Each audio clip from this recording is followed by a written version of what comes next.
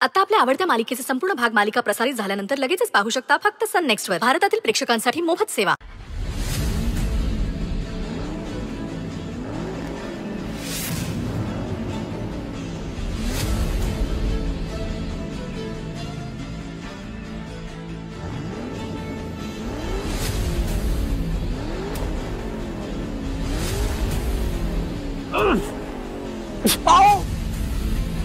अहो थांबा थांबा थांबा.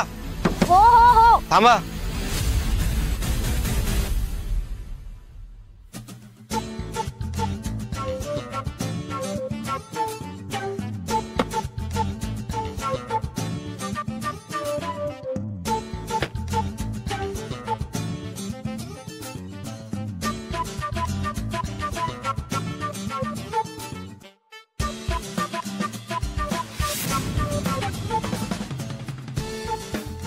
Sorry. It's okay. You know what, आतापर्यंत ते टोईंग वाले येऊन ही गाडी घेऊन निघून पण गेले असते. तुम्ही तुमच्या कामाला गेला असतात आणि मी माझ्या. पण तुम्हाला ऐकायचंच नाहीये ना काही. म्हणजे तुम्हाला काय म्हणायचंय? माझ्यामुळे तुम्हाला उशीर होतोय का? नाही नाही नाही, तसं नाही म्हणायचंय मला. मला ऍक्च्युली ते असं सोडा ना, आपण हे सगळं का डिस्कस करतोय. आपण याच्यावर आता काहीतरी सोल्युशन काढूयात ना प्लीज. ज्या ज्या वेळेस मी तुम्हाला भेटते ना तेव्हा प्रत्येक वेळेस काही ना काही प्रॉब्लेम होतोच. एक्सक्यूज मी, आपण भेटलो तर प्रॉब्लेम होतो? हो. असं काहीच नाही. असंच आहे. यू नो व्हॉट, मला काय वाटतं, आपल्या आयुष्यात जे काही घडतं, जे काही, त्या प्रत्येक गोष्टीला एक काहीतरी सॉलिड कारण असतं, अशी माझी जानू म्हणते.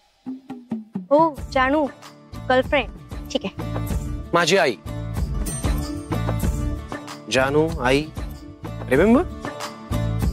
हा हा सॉरी. अशी ती आहे माझी मैत्रीणच. पण म्हणजे बघा, आपल्या आया जे बोलतात ते एकदम बरोबर असतं. पण आपल्या भेटण्यामागे नक्की असं काय कारण असू शकतं?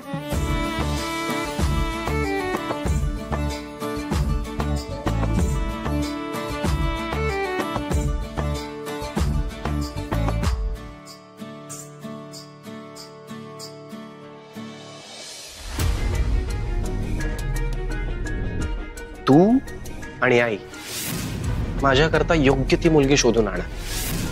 देवांसाठी मुलगी मिळाली? मला सांग, त्या मुलीचा फॅमिली बिझनेस काय आहे? श्रीमंत घरातली मुलगी आहे ना, दिसायला छान आहे ना, काय आहे जरा सगळं सांग ना मला.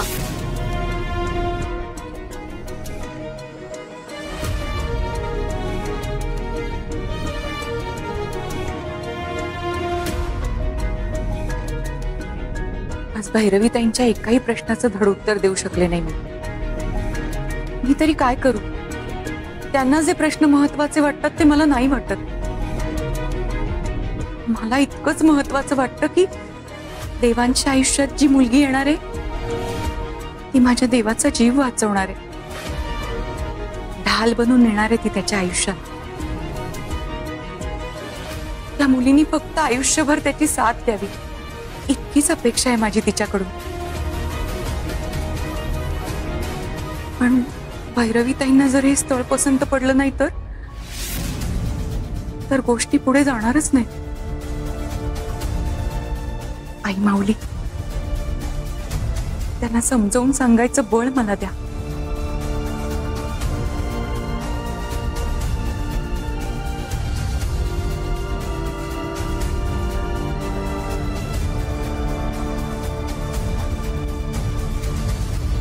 अहो,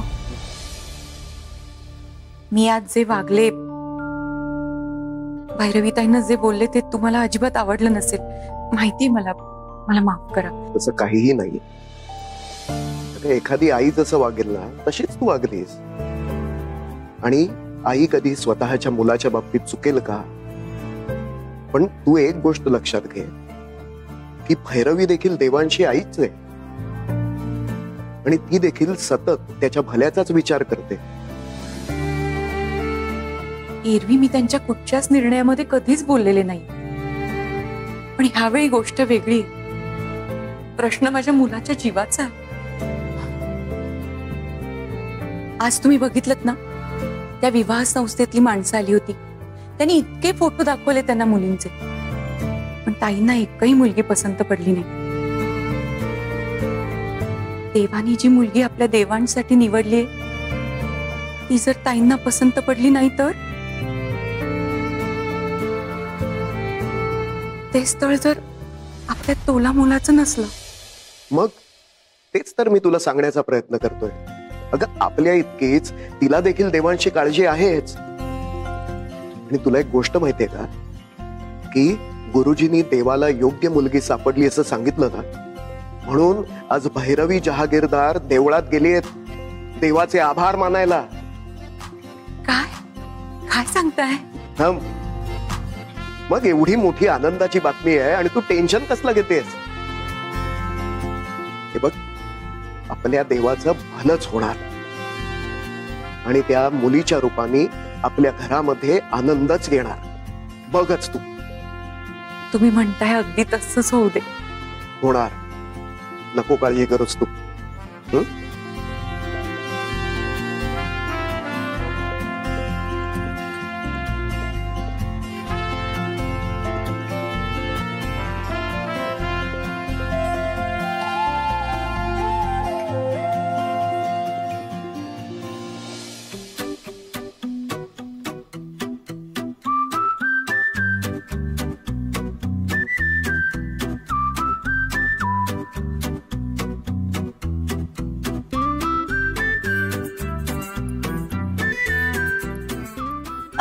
हे घ्या, तुमची चावी घ्या.